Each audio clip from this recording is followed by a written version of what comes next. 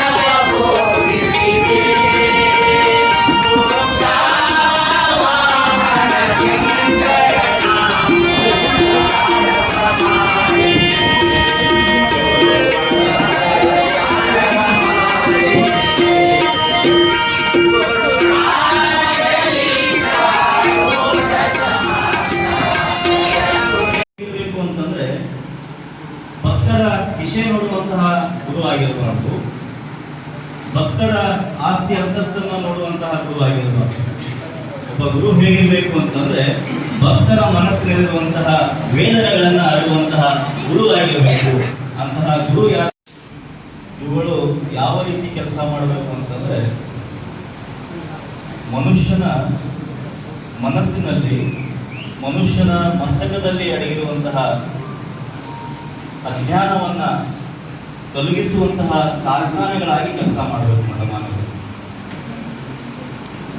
ಬಹುತೇಕ ನಮ್ಮ ನಾಡಿನಲ್ಲಿ 60,000ಕ್ಕೂ ಹೆಚ್ಚು ಮಠಗಳಿದ್ದಾವೆ.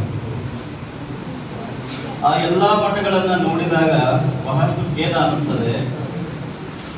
ಎಲ್ಲೋ ಬೆರಳು ಎಣಿಕೆಯಷ್ಟು ಮಠಗಳಲ್ಲಿ ವೇದಾಂತ ಪರಿಷತ್ತು ಕಾರ್ಯಕ್ರಮ, ನಮ್ಮ ಹಿಂದೂ ಸನಾತನ ಧರ್ಮದ ಜಾಗೃತಿ ಕಾರ್ಯಕ್ರಮಗಳು, ಸಂಸ್ಕಾರ ಸಂಸ್ಕೃತಿಯನ್ನು ಬಿತ್ತುವಂತಹ ಕಾರ್ಯಕ್ರಮಗಳು ನಡೀತಾ ಇದ್ದಾವೆ.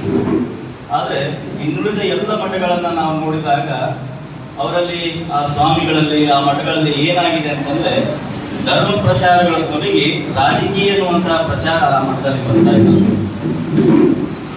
ಅದಕ್ಕಾಗಿಯೇ ನಮ್ಮ ಭವ್ಯ ಭಾರತ ತನ್ನ ಸಂಸ್ಕೃತಿಯನ್ನು ಕಳ್ಕೊಂಡು ಹೋಗ್ತಾ ಇದೆ. ನೀವೆಲ್ಲ ಸುಮಾರು 200 ವರ್ಷಗಳ ಹಿಂದೆ ಎಲ್ಲ ಬಹಳಷ್ಟು ಜ್ಞಾಪಕವನ್ನು ಮಾಡ್ಕೊಳ್ಬೇಕು. ಬ್ರಿಟಿಷರು ಸರಿಸುಮಾರು 200 ವರ್ಷಗಳ ಕಾಲ ನಮ್ಮ ಭಾರತವನ್ನು ಆಳ್ತಾರೆ.